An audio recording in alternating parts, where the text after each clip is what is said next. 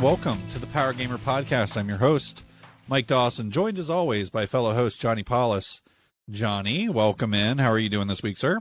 I'm doing great. Doing great. The Twitch channel has been popping off lately. I've been burning the midnight oil and getting those Marvel Snap fans in. It's been a lot of fun. Yeah, there seems to be a lack of people streaming it, which is leading to a lot of raids as people with normal sleeping habits are going to bed.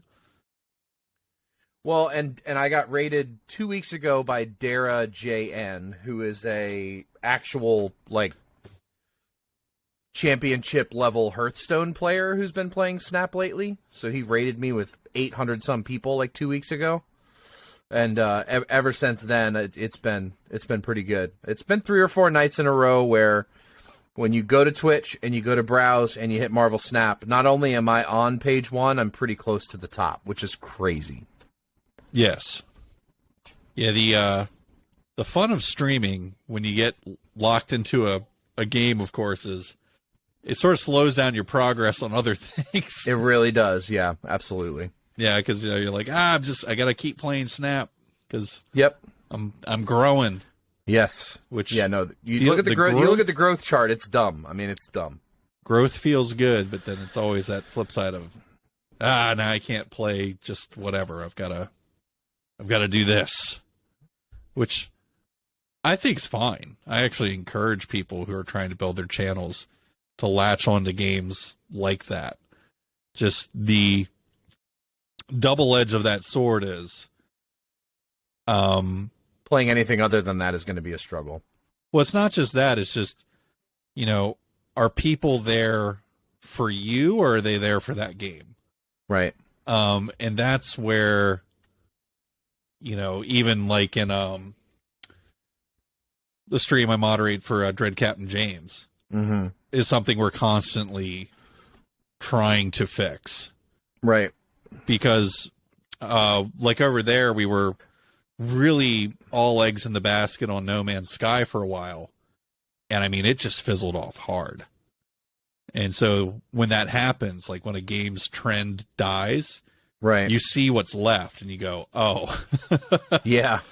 So jump ship, danger, Will Robinson. Yeah, I guess the trick is, how do you turn the thing into it being about you versus the game that you're streaming. And I always think that the number one path to that is how interactive you can remain with chat. Absolutely. And the guys that struggle at that, don't do so hot. Yeah. Because then it's just about the game that you're playing. You're basically a live YouTube channel. Yeah. But if you can focus on engagement, that's how you build that base that comes back every week. So kind of using Dread as an example, we slipped from probably at the peak of No Man's Sky and like one of the patches that came out, he'd log in and there'd be 100 people there. And I mean, that got cut in half at one point. Yeah. And so we switched games and just started grinding again. And it's, we've been able to bump it up to, like 60, 70 from just grinding, but it's such hard work to make it in streaming, people. Yeah. Well, I my biggest achievement with this whole riding the Snap train has been, it was 3 or 4 nights ago. I had 32 people in the channel completely organically. No raid, no nothing. Just I logged on, I started playing Snap, and the number just kept rising until I had like 30 people in there, and it was awesome. Yeah. So I'm having fun with it while it lasts. Yeah, consistency is key, man. Consistency is key. Just got to get on every night. So, this week has been for Mike different. Obviously, I'm not chasing that stream dream. I've just been getting my ass kicked by work. So I feel like I've been in one of those just time vortices where every day feels like it goes by in about 5 minutes. Yep. And I feel like I have And no you didn't time get- to myself. Yeah, and you didn't get half the shit you felt like you needed to done. And It's been like that for a few weeks now, and I'm just starting to go, I need time to slow down just a bit so I can feel like I'm getting stuff done. So, yeah, that's a very positive note for me to start on. Ladies and gentlemen, welcome in the crushing responsibility of life. Ladies and gentlemen, welcome in. It is episode 100 of the Power did it. Gamer podcast. We are crossing the century mark this week. And in a couple weeks, we'll be celebrating, 2 years? 2 years. 2 years of the show. So welcome into episode 100 of the Power Gamer podcast. As we always do, we're going to start off this week by first discussing the games we've been playing, which we might not have as much to talk about this week, it looks like. So I'll go first. I had some work travel, which meant the Switch came out, which meant I had time to work on Triangle Strategy a bit more. I literally played it until I passed out in my hotel room. It's very good. Very good. So a few hours in on Triangle Strategy. The story writing in it is absolutely fantastic. I gotta play that game. It's really good. I think it's a lot better than Octopath. Even just from the opening segment, because the story is much better. Not better. It's a lot more dense because it's just focusing around one idea versus trying to tie 8 together. So really enjoying Triangle Strategy. The combat's great. I'm playing it on a lower difficulty because I'm more in it for the story at this point, and I don't want to be getting my dick hammered off while playing with cute little JRPG characters. So working on Triangle Strategy. The game I played the most this week definitely was Star Citizen. And that game is really tough to talk about with somebody that doesn't play Star Citizen. Well, and I think this is a good time to have that discussion, right? Because I bought into this game 12, 13, more than that. I bought into this game like 15 years ago. Like full blown, here's my $60, I believe in the cause, I can't wait to play it when it's done. And here we are all this time later, and it's still not done. And my experience with the game has been, I sit on it for a couple of years without playing it, and then I say, let's see how it's doing. And I fire up the launcher, and I re-download the update. I log into the game, and I have no fucking idea what I'm supposed to do, how I'm supposed to do it. I know I own a ship. I don't know where it is. I've found it a couple times, but then I don't know how to fly the goddamn thing. Like, it desperately needs some form of tutorial. It's ridiculous that this thing has been going for 15 years, and they still don't even just a basic, like, here's a block of text on how to fly your ship would be extremely helpful for someone like me that just, I get frustrated an hour in and go, whatever, let me know when it's done. They have a whole video series on their website now that explains to you Okay, that's everything what I need to that watch. you need to do to get started. Okay, well, that's what I need. But going through that, it takes about an hour and a half. Okay. So the reward is there for those willing to put in the time. Because once you kind of get your feet under you and understand what you're doing and how the game works, it's actually relatively simple because there's still not a ton there. Basically, the gameplay loop in Star Citizen at this point is it's a persistent universe, but there is permanent progression built into the game at this point. And basically it's through your different ventures that you gain rep, unlock bigger, cooler missions, whether you're delivering packages, which turns into delivering freight, which turns into like raiding fucking wrecked ships in outer space and fighting dudes, the bounty hunting, which is sick, mining. There's all sorts of different things that you can get into in the game that are cool. And the more you do them, the better your opportunities get. So it's very much like that work grind, but it doesn't take that long to level up with people. Okay, cool. And all the while you're earning credits, which you can use credits to buy new cool ships to help you earn more credits.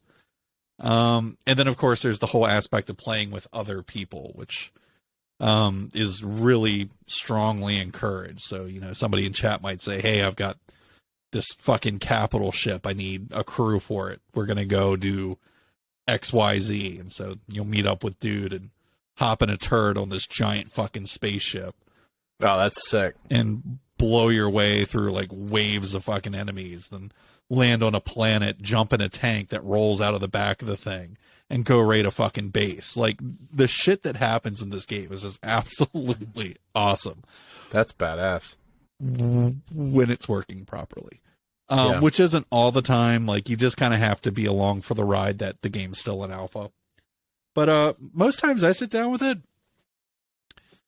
I might have a crash, but most times I'm just hours and hours and hours just it working as it should, which is really cool. But if you fuck up, it's interesting. So like if you go on a raid by yourself and you do something stupid like I did and walk off the side of a building and fall and like break your fucking legs.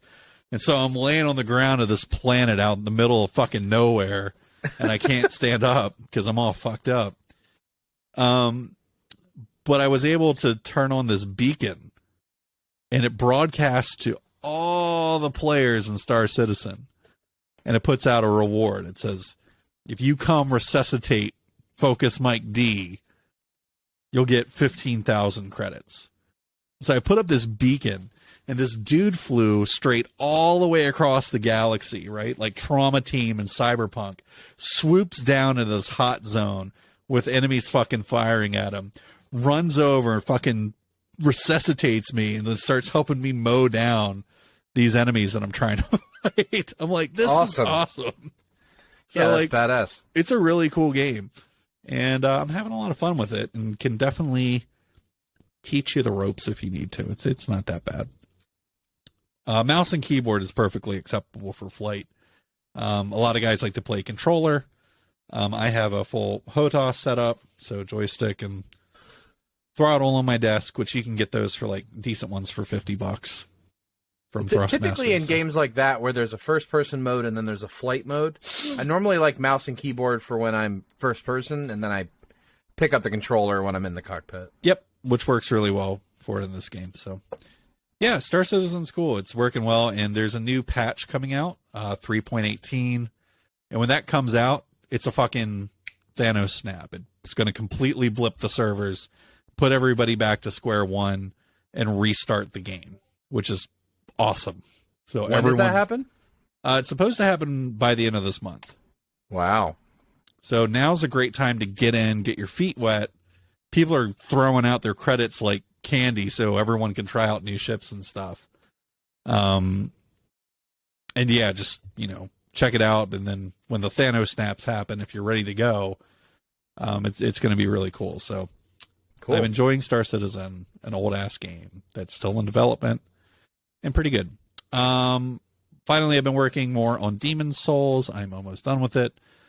But because the aforementioned problem of my life feeling like there's 0 seconds in the course of a day, I just haven't been able to really make as much progress on that as I want. So I need to buckle down and beat Demon's Souls, Triangle Strategy, and High on Life like this week. No excuses. I just need to get it done. So that wraps up what I've been playing this week. Star Citizen, Demon's Souls, Triangle Strategy. So Johnny, how the fuck is Midnight Sun still on here without a completed marker next to it? Bro, how the fuck? This game's long, bro. I'm opening Steam right now so I can pull up my time played. I think I'm at 70 or 80 hours. Are you not getting bored of it yet? I'm not getting bored of the combat at all. I could play the combat and play the combat and play the combat. Well, I am getting bored. What I mean? The main thing I'm getting bored with in this game. So now, like, all the shit in the Abbey, all the different puzzles and stuff that you find and stuff, I've done all of that, and like so I'm good there, and that's no longer like a part of the game grind. But the friendship stuff is getting old. Some of it was really good, but now it's like, you're just, everyone on your team, you have a friendship level, and you join hangouts, and you give them gifts, and you compliment them, and you do all these things to gain your friendship level. When they gain their friendship level, they get stronger passives, they have better bonuses in combat. It's all things that you want to do.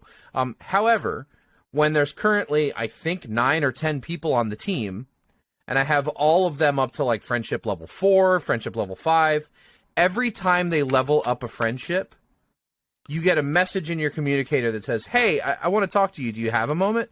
And sure. And then it's a 5-minute cinematic conversation of your character and Wolverine talking about how awesome each other is and how they're the bestest of friends.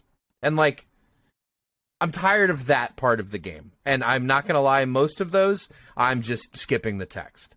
The story is great. The combat is great. The friendship stuff, it was fine. It's definitely overstayed its welcome quite a bit. I just checked. I am at 69 hours.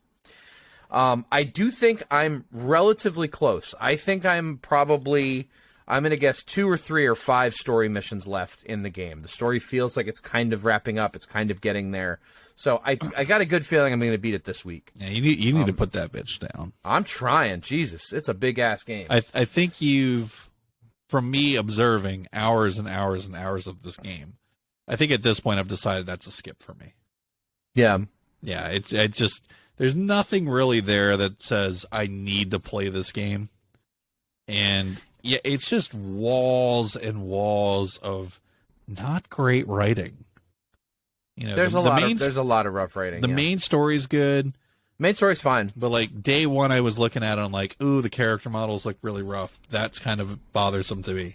And then, yeah, anytime I watch you play it, I feel like I'm maybe watching 20% combat, 80% you walking around the main base fucking talking to people with poorly written conversations. Yeah, that part of it has definitely overstayed its welcome quite a bit. Yeah, so I think Midnight Suns is a pass for me. I love the combat. The combat's a lot of fun. So I'm still enjoying it. Still plan on beating it. But yeah, it's the score goes downward ever so slowly every time I sit down and play it. It is grinding a little bit as far as the conversations, because it's like, all right, cool, let's go. I'm ready to go do this fight, and then it's like, oh, Wolverine wants to talk to you. You're like, okay, all right, we're best friends. Oh wait, Scarlet Witch wants to talk to you. Okay. Oh, hey, I have a new mission for you. Okay, what's the new mission? You need to do a hangout with Spider-Man. Okay, I'll go do a hangout with Spider-Man. Yeah, hey, Spider-Man. We're the best of friends. It's like a dating simulator without the fucking. 100%. 100%. I've named my stream when I'm playing Midnight Suns the BFF simulator, because that's kind of what it feels like. There is a lot of friendship simulation in this game. Yeah, that one, like, eyeball test from an observer is looking like either a low 7 or a high 6. Somewhere it's in that. It's going to be a little high. It's going to be higher than that for me, but I'm also the target audience. I'm a massive XCOM fan, and I'm a massive Marvel fan, so it's not going to be that low for me. But I'd say what's the numerical rating for XCOM for you? It's in the 9s. Oh yeah, no doubt. What about XCOM 2? Mid 9s. So this one, I think this one's going to be mid 8s. I think it's going to be mid 8, mid low 8 is where I'm kind of.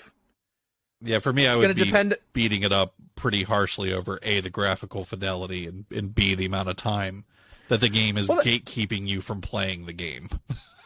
It is getting a little grating. I'm looking forward to beating it and moving on. I'm enjoying the game, but I've been playing this game for like a month now. It's game over time. And then next, I did fire up the Forspoken demo. Okay. And it runs great. It seems to be really fun to play. They did a cardinal sin that you shouldn't do in demos, though. When you load up the demo, you're just kind of like in the world. There's not like a setup of like how she got there. Like the cinematics aren't loaded into the demo. It's just kind of like, hey, you're this girl in an open world. and the tutorial's like, go walk down there, go fight this guy. Here's how you do this spell. Here's how you do that spell. Well, the problem is, you start this demo, you have like 4 spells in this category and 3 spells in that category and 4 spells in that category, and here's how you switch between them. I'm like, I'm getting completely lost just in the button combinations because I didn't organically learn those spells. So I sat down and I played the demo for about an hour, and I ended up getting frustrated and just going, you know what? I know that when the game comes out, it's going to go, here's this spell. Press right bumper to cast this spell. And it's going to have me do that for 20 minutes until I get the next one. And then I go, ooh, that's a cool new spell. But the demo is like, here's 8 spells. And I'm like, I'm fucking lost. Yeah, I have no interest in playing the demo. I just want to wait for the full product. I got curious and fired it up. But no, I'm looking forward to playing it. I am happy to report that it runs very well. It looks great. And I'm not a huge fan of the number indicators for damage. I didn't think it would have that, and it does. I don't like... It takes me out of a game when I throw a fireball and it says 250. Like, this isn't World of Warcraft. I don't like that. That doesn't bother me that much. Yeah, I don't know. It's not going to, like, keep me from enjoying the game. It's a gripe. It's a minor gripe. Usually you can turn that off. Probably can. And then lastly, I was flipping through Twitch the other day, and Lyric was playing this game called Kart Rider Drift. And I watched him play this game for like 20, 30 minutes. I was like, damn, this looks fun. What system is it on? Kart Rider Drift is a free-to-play Mario Kart clone made by Nexon that is on all the systems and is cross-platform. So, like, I can install it on the PlayStation, and the boys can get on, and I can get on the computer, and we can all play this kart game together. And I'm not going to lie, presentation-wise, this game's pretty awesome. Like, for a free... We've seen enough Mario Kart clones, and, like, I recognize that. But at least there's, like, a free-to-play one that, like, looks pretty good. And it controls well. The power-ups are fun. It gets a thumbs up from me. If you're looking for a free-to-play kart game, check out Kart Rider Drift. I played that for almost 2 hours this weekend. It's a lot of fun. You know what you should get for the boys? What? They like kart racing games. Yeah. Crash Team Racing. We have it. That game is fucking tough as nails. It'll make a man out of those boys. Yeah, it's the jumping in that game that makes it tough. That game is brutally tough. Yeah. Get some Crash Team Racing going on. But that's it. That's it. I just need to take down Midnight Suns, and I want to get to Infinity and Marvel Snap. That's where I'm at. All right, so you must beat Midnight Suns this week. I must beat Demon's Souls this week. Pinky swear, boom. Okay. I'll make it happen. I'm just going to stay up until I fucking beat it tonight. Jesus Christ. Ladies and gentlemen, moving on. The highly anticipated Last of Us TV show has come out. This show is going to be interesting to navigate as we move forward, because the source material for the show is literally the game.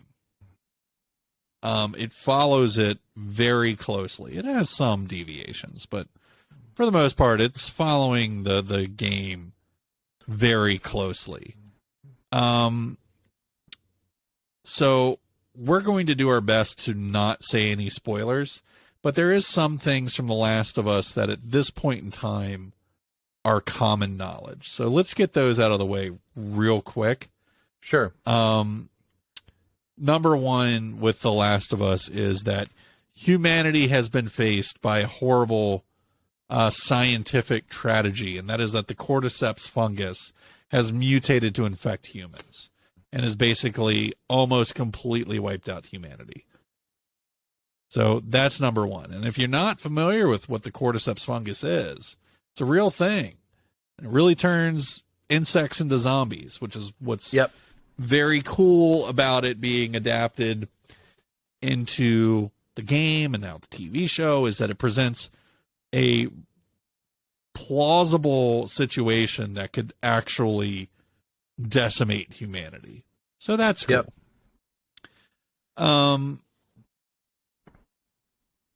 I think outside of that, if you're not aware of that coming in, then I don't know what we're doing here. I mean, surely you've had enough time to play The Last of Us. So, Sure hope so. That being said, we're still going to try and avoid spoilers in our discussion. Yes. So generally speaking, episode 1 more or less took us through what I would say is the first hour and a half of the actual game. Pretty much, yeah. Via an hour and a half in the TV show. So, kind of starting off, Johnny, what did you think of this show? HBO has gotten really good at their presentation. I think Game of Thrones has given them the money flex to where they throw the big budget at stuff. And this looked and felt like a movie, honestly. I mean, if it had another maybe 15, 20 minutes wrapped up in an end of a third act, I mean, you could have put it in theaters and said, here's the first movie of a trilogy, and everybody would be jumping up and down going, oh my God, when's the next one coming? Pedro Pascal is perfectly cast. There were several moments in the show where I had to shake myself up and be like, holy shit, like that. There was a moment there where it was Joel I was seeing. It was no longer Pedro Pascal. Like, I saw Joel. There were several moments of that where it was like, it really, like, he is carrying the character exactly the way he should be carried. So I'm very, very happy with that.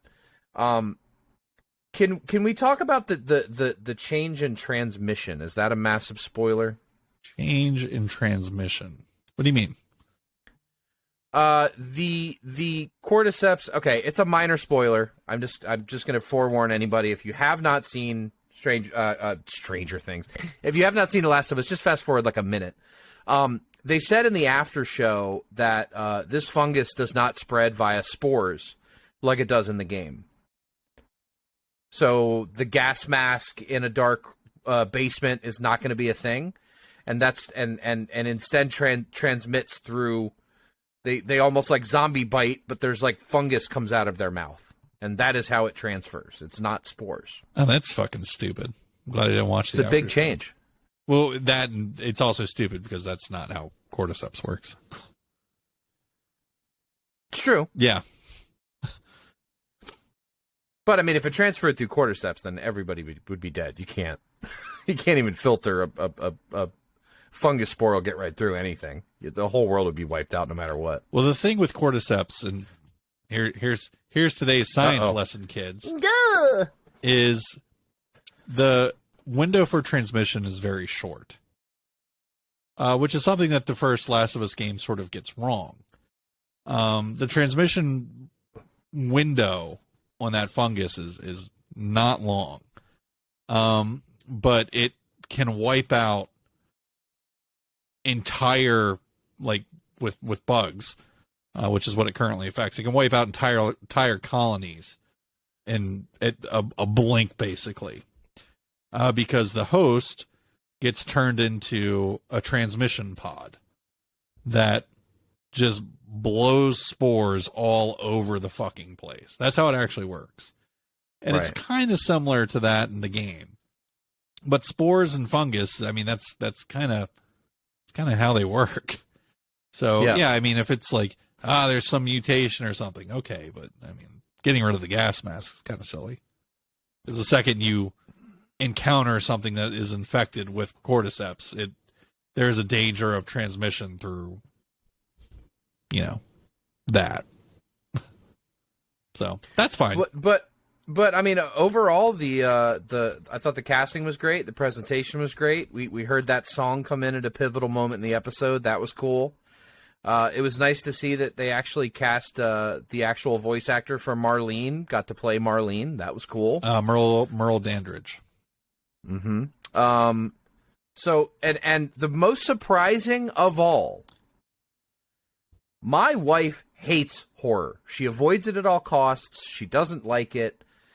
I just randomly last night said, "Hey, honey," I just asked real nice. I was like, "Hey, honey, yeah, can we watch The Last of Us first episode?" yeah, okay. And I'm the whole time I'm sitting there thinking like, she's gonna hate this. I'm waiting for the moment for her to go, nope, it's too much. I'm out. But the credits rolled, and she said, I really like that. It's like, yes, we did it. Yeah, it's not like jump scare horror. It's like, No, it's not. It's not. oh fuck, horror. Yeah. Yeah. Yeah. Well, I thought the episode was pretty good. I like that Sarah, Joel's daughter, gets a little bit more screen time than she does in the game. Agreed, yeah. There's a little bit more character development there. I thought the casting for Sarah was fantastic. I'd never heard of Nico Parker before, but she was really great. good. Yeah, she was. So fan of that. Sadly, of course, Sarah's role doesn't last very long. No, it does not. Tommy sounded exactly like Tommy. But Gabriel Luna as Tommy was, you don't see Tommy when you look at Gabriel Luna, but we know, of course, that we'll have a chance for him to shine later in the season. So we'll have to wait until the journey begins to have a chance to really see Gabriel Luna some more. Where do you think they're going to end this season? So I know you've played the first one 3 times now at this point. They're gonna finish part 1 this season. You think so? Yes. No, have they said? Yeah, they've already. Have they said that? Yeah. Oh wow! So this show is going to take us all the way through the first Last of Us game, and that is a season of television. Holy fuck! And next season's going to be part 2. Wow. Which I hope they split into 2 seasons. Like do part 2 first half season 2, part 2 second half season 3. I think would be really good and work really well on television. Bella Ramsey as Ellie. I'm struggling with that one a bit more than I am. I mean, Pedro Pascal as Joel is a knockout casting. Agreed. Bella Ramsey as Ellie is. I didn't really see it before the show came out, and then after watching the first episode, I'm still kind of not entirely sold on her as Ellie. Which I think is going to maybe be the thorn in the side of the show the entire time. Is that I don't really see her. I didn't think she was a good casting when it was announced, and I'm still not seeing it after episode 1. She is portraying someone, but it does not remind me of Ellie from the game. And that's, I think the people watching it with no basis in the game are probably really going to like her performance. Yeah. But I think people who are very familiar with the game watching it are not really being sold on Bella Ramsey's portrayal of Ellie so far. What do you think? I didn't really have any problem with her, and I was excited when they cast her because I loved her as Lyanna Mormont in Game of Thrones. She was fantastic in that show. Fucking loved her. She was one of my favorite characters in Game of Thrones. Well, I don't think that has anything to do with this show because everyone loved her in Game of Thrones. She was perfect. No. I'm just saying when it's hard to find really good child actors, and she's one on the short list. So I for one was excited when they cast her because of how great she was in that show.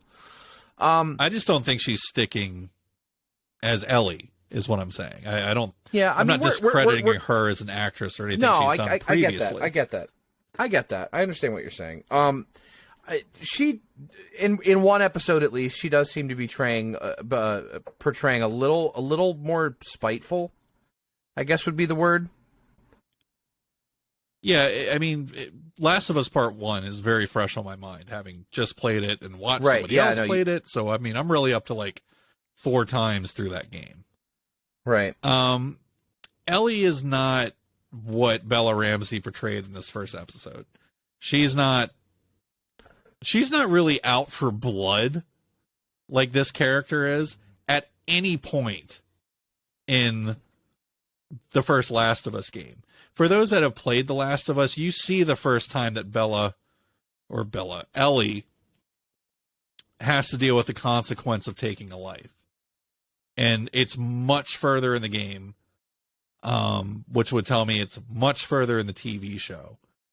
Yeah. And, you know, in this first episode, she's fucking trying to stab Joel. She's stabbing this guard with, like, no hesitation. And Ellie is not wired that way when you first meet her in The Last of Us. She's terrified. She's scared, but she's not. If she's fight or flight, she's flight, not fight.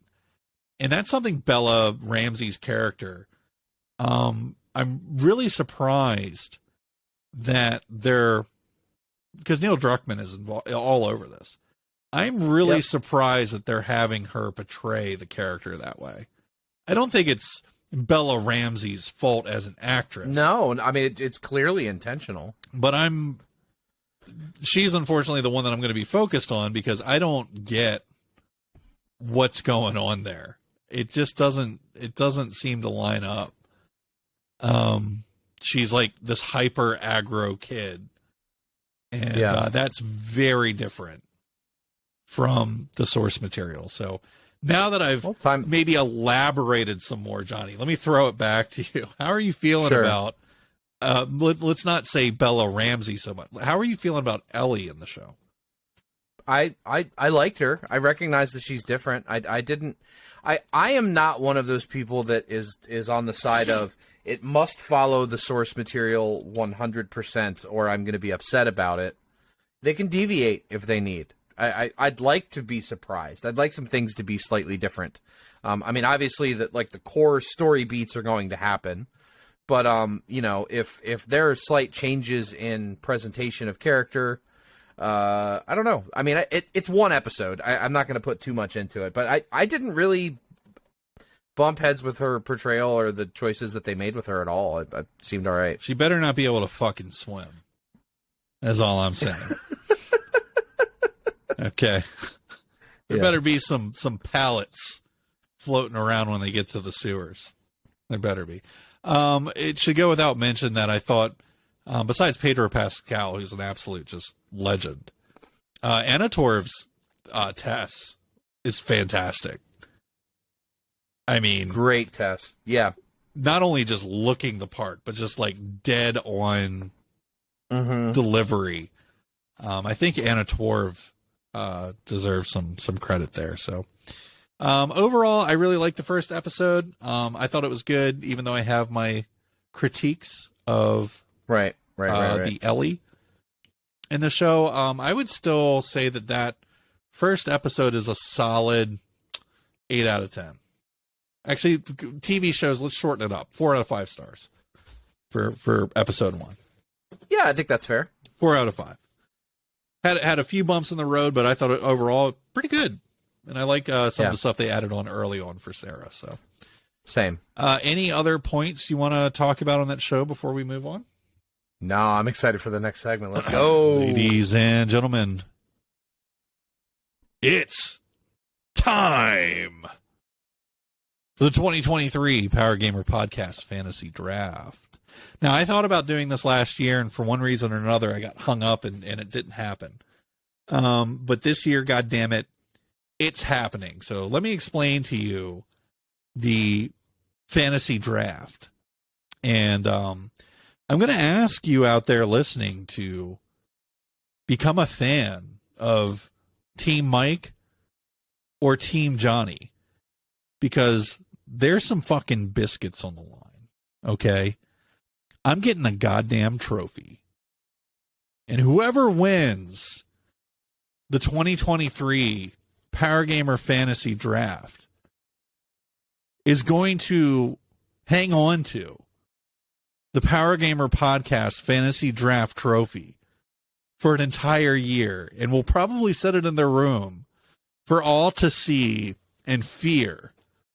Oh, yeah. Until the day should come to reassess its residence.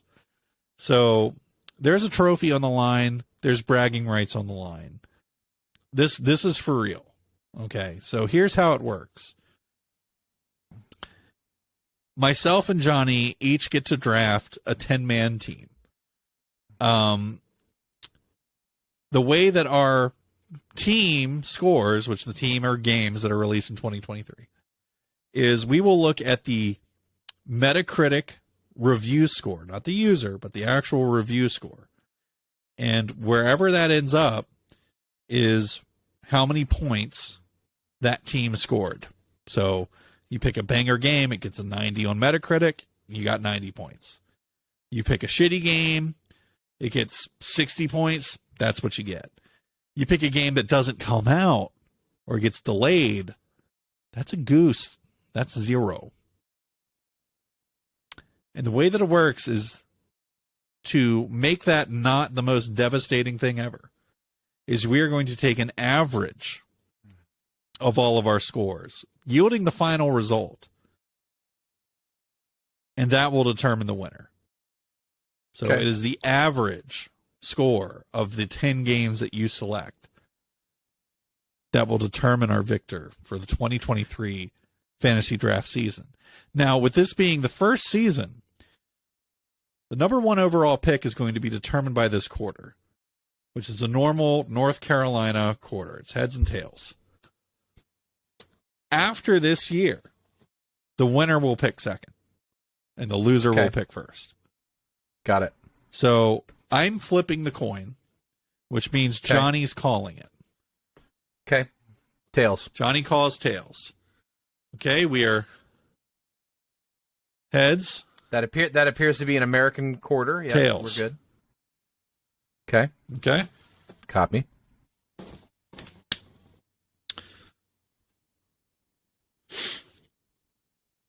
It's Can't see. tails. Johnny, Let's go. you are on the clock, sir. Let's get rolling on the 2023 Power Gamer Podcast Fantasy Draft. Johnny, with the first overall pick in 2023, what is your selection? Zelda Tears of the Kingdom. Zelda Tears of the Kingdom. That's a pretty surefire first round pick. Yep. It's been the most anticipated game for the past 3 years at the Game Awards. Yep. Which bodes well for it. And the first game had a really high score as well. So, Zelda always scores high. Always. well, sir, I greatly appreciate your number 1 overall pick. But my number 1 overall pick is Sony's exclusive Spider-Man 2. That was my number 2. Spider-Man 2 is absolutely going to fucking destroy on Yep. Metacritic.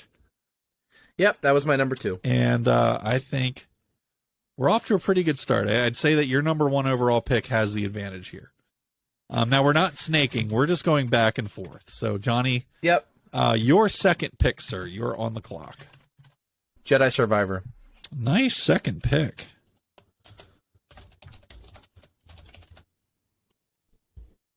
Yeah, I think that one's a surefire. Some solid, Last one was a banger. solid points there with Star Wars Jedi Survivor. However, I think you've let opportunity pass you by, sir, because with my second overall pick, I will be picking Resident Evil 4 Remake. Yep, that was my next one. That was my next one. I did not have Jedi Survivor as high on my my list. All right, let me make sure I'm marking that off for me, okay? Okay, So, my next pick. yep, with the number 3 pick, Johnny, what is your selection? This one is a complete curveball. Not a game I give a flying fuck about. I'm going straight value here because I know it's going to score Straight highly. Street Fighter 6. Street Fighter 6. Interesting. I didn't even have that one on my list. I left it off. You know why? Because with my third Because you overall don't give pick, a fuck about Street Fighter. I select Starfield. Starfield, yep. Saw that coming. That's okay. I thought that one was getting away from me there.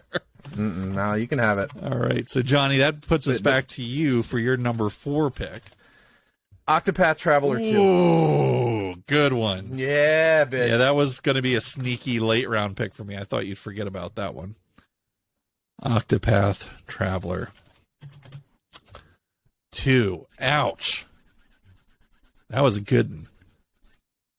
However, I think once again, you've left the window of opportunity for me wide open here, and I expect to strike with none other than Final Fantasy 16. Final Fantasy 16, yep. Man, our list is very similar. So that puts us to the number 5 pick for Johnny. Baldur's Gate 3. Baldur's Gate 3. I had that one as a late round. As that game has been in, open development for quite some time now, right? Yep, it's officially coming out this year. Right. That leaves some tasty options for me, but I think there's still a lot of money on there. I think for me, I have to go with the safe option for number 5, and that is Diablo 4. Yep. Okay. Fuck. All right. That's a surefire hit. Yeah, absolutely. I agree. My next pick is going to be Final Fantasy VII Rebirth. Ooh, takes it away from me.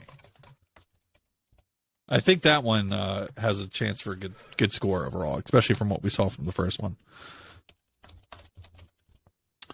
Final Fantasy VII Rebirth is off the board. Interesting. What you got? That leaves me some good options here. So 6 overall, I'm going to take Dead Space Remake. Considered the best survival horror game of all time. Yeah, that should do quite well. Johnny, that brings us to your number 7 pick. What do you got? Another curveball. Wolf Among Us 2. Interesting. I left that one off my list. I know that you're very high on that. Last one reviewed very well. Do you know what the Metascore was on the last one? Can you look it up real quick while I'm pulling that? Yeah, sure. For my number 7 overall pick, I'm going with Suicide Squad Kill the Justice League. Damn, that was on my list. All right. Wolf Among Us was at 83. That's a solid score, yeah. Mm-hmm. And this next one looks even better. All right, so number 8, Johnny, go ahead. So I've only got 3 picks left. Yep, 8, 9, and 10. System Shock Remake. System Shock Remake. When does that due out? That's due out this year. But when? I don't know. That game has been delayed a lot. I didn't have that on my list at all.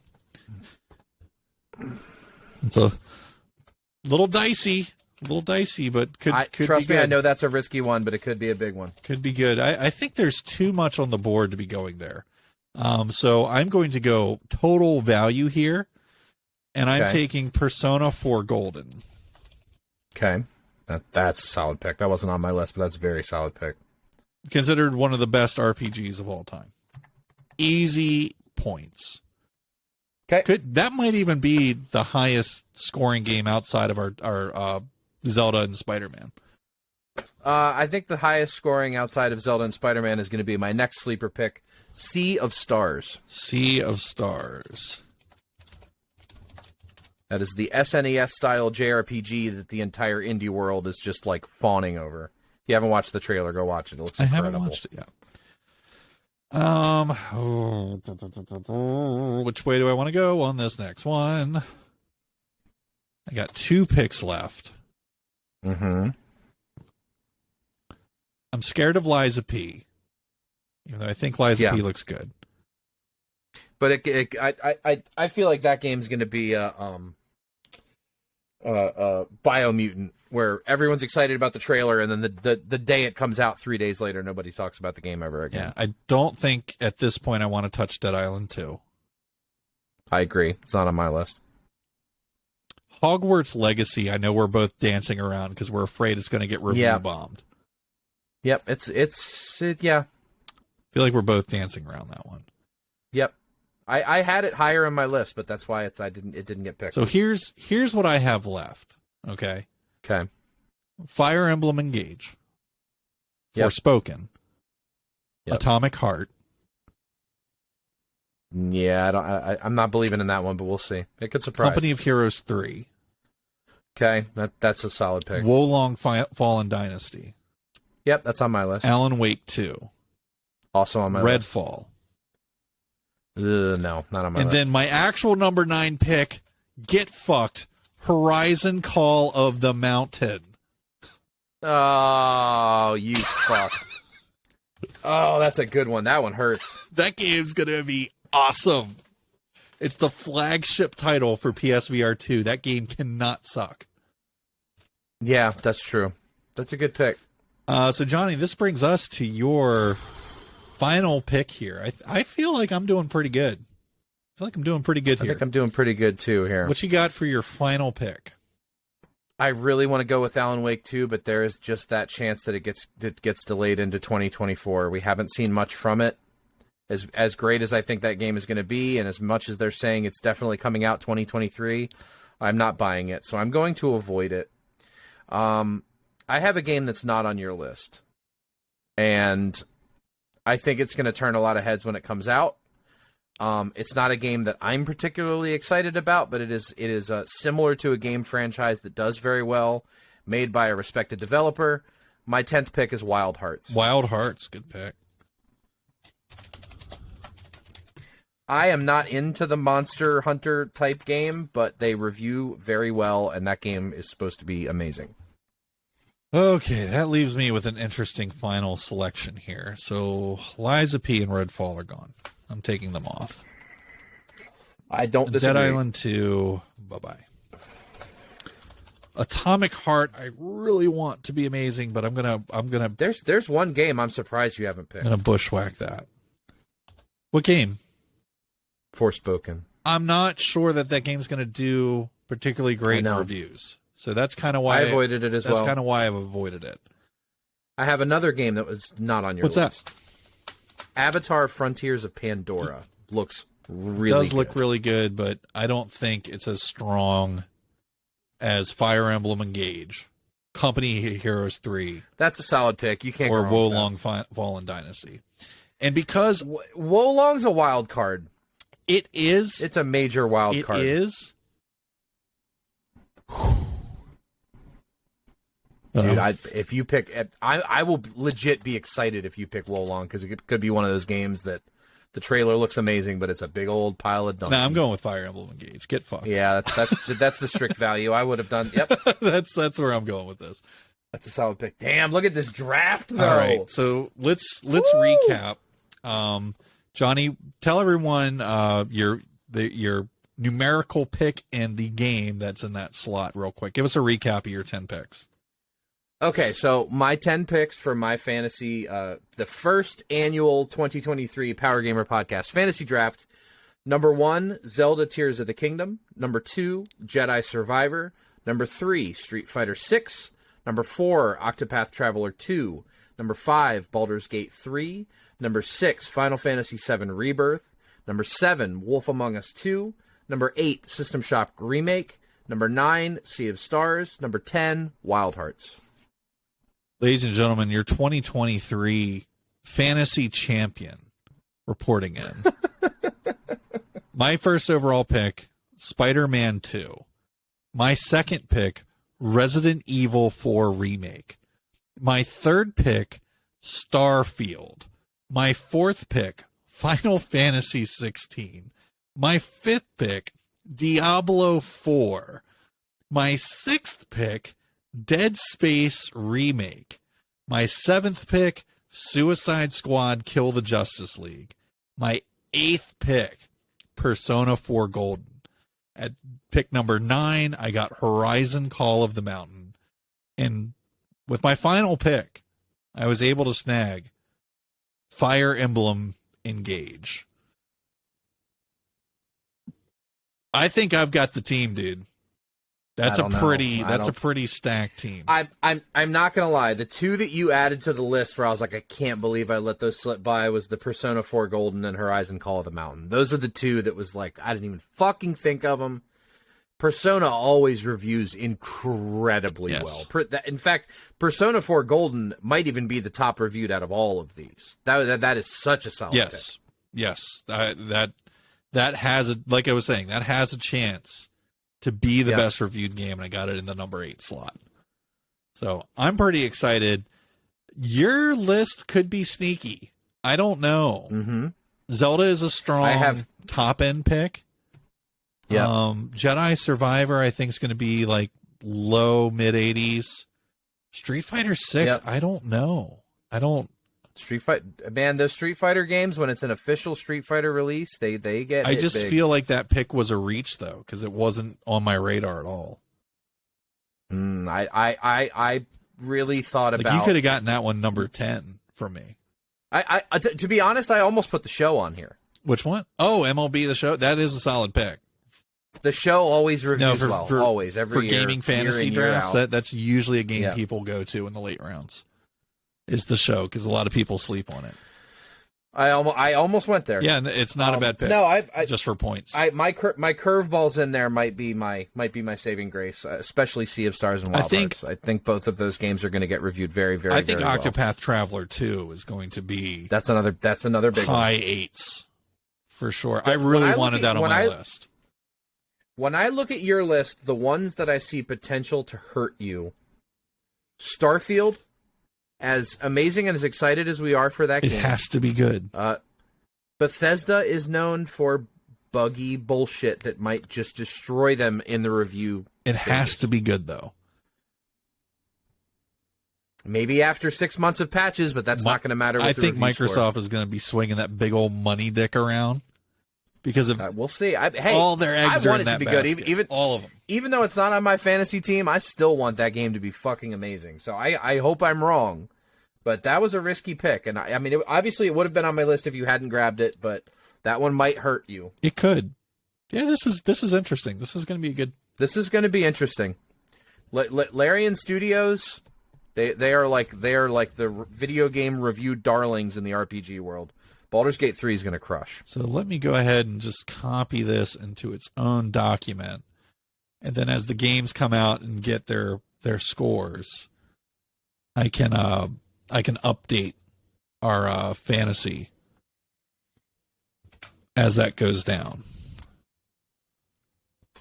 Now, so what's the review on the final score for Metacritic? Are we going to just take the total number at the end of the year, or are we going to say the game's been out for a month? Here's the number? It's at the end of the year. So okay, got it. All the critic scores come in pretty quickly. Yeah. So you'll know where the game's at, like within, usually before it even comes out from reviewers. User score we just have to ignore because dumb shit happens, like review bombing, etc. So can't really make much out of that. All right, our fantasy draft is all set.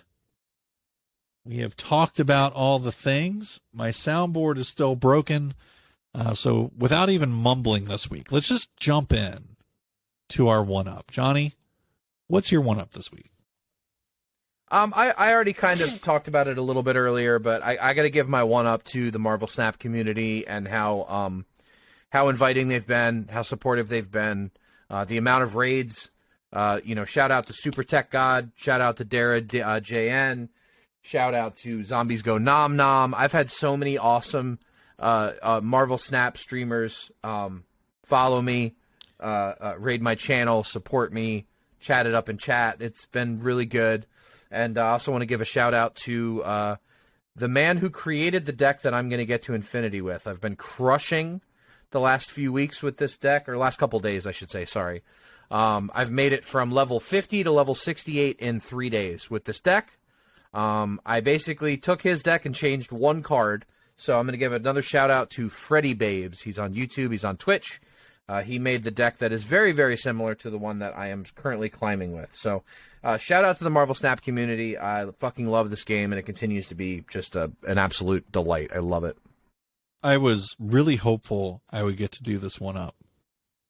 And okay, what do you got? I didn't know for sure that I would be able to until we got on the call together. And then we got on the call together. And there it was. I already know what it's Ladies and gentlemen, my one-up this week is Johnny Paulus's fucking Christmas tree. Yeah. Just still... Yeah. Why don't you turn it on, dude? It's set up. Don't you want you want some Christmas lights? You know what's funny? I turned it off so that you wouldn't bust my fucking balls on it. That's what Don't happened. you want some Christmas lights so you can get in the Christmas spirit there? There you go, asshole. There you go. Christmas lights. Yeah, you know, for most of us, Christmas only comes one day a year. For Johnny Paulus, it apparently it's a day and a month, baby. A day and a month. It's longer than Hanukkah. There's a day for almost every light on that Christmas tree. So no, my one up is of course another opportunity to bust Johnny's balls about his Christmas tree. But the real thing to call out is if you are a heathen that had to go out into the wilderness and chop down a tree and you still have your tree up, stop it. Get it the fuck out of your house. Johnny's tree is fake. If you have a real Christmas tree in your house that you've been too fucking lazy to take down, it's not okay if it's real. It's okay if it's fake. You can leave it up all year if you want, if it's fake. But real Christmas trees catch fire really easily when they get dry. Oh, yeah. And I don't want anyone who listens to our show to die in a horrible house fire in the middle of the night. Yeah, no, it's not too So go dispose of your Christmas tree if you have not already. It is way beyond time to do so. Usually there's several places in your town sponsored by the Firehouse who doesn't want to have to come save your ass for you to go dump your Christmas tree. So if you're not sure where to get rid of it, maybe this is your first year being responsible for the tree or whatever, here's two things that you can do. Look up where your local landfill is and take it there. Now, if you don't want to throw it in your car or you don't have a pickup truck to take it to the landfill in, that's okay. Don't leave it out for the trash man. They're not going to take it. Contact your fire department or go to their website or their Facebook page, and I promise you they've made a post about where you can dispose of your highly fucking flammable Christmas tree. So go take care of it and don't die in a horrible house fire, because let's not Christmas do that. trees are actually the number one cause of house fires, if I'm not mistaken. So don't fuck that one up. And maybe next year, stop chopping down trees, you fucking tree chopper. We need them sons of bitches to breathe. Maybe just go buy a tree that you can throw in a box. I like fake Christmas trees a lot better than real ones. Me too. Even though it is fun to go and chop down a tree. That's a good time, but there's so much work. Mm-hmm. Just buy a fake one. They're great. So everyone out there, be safe. Take care of your Christmas trees. We'll have to see next week if Johnny's Christmas tree. It will definitely be gone. Next week. I feel like you said that to me 2 days ago. Before. Calm down. 2 days ago. You last said week. Nah, 2 days ago was last week, sir. Okay, it's Monday. Semantics, my dude. Semantics. We'll have to see if Johnny's Christmas tree remains into the next week. If it does, we might have to get him a present for secondary Christmas. I don't know. I still need to bring you your beer from being right about PSVR 2. So fucking way right. Super correct. So maybe we need to plan a hangout again soon or something. Yeah, let's do it. Ladies and gentlemen, we will, of course, be back again next week with another great episode of the Power Gamer Podcast for you to enjoy. Until then, I am Mike Dawson. I'm Johnny Paulus. Tune in next time. Take care. Catch you on the flip-flop. Yeah.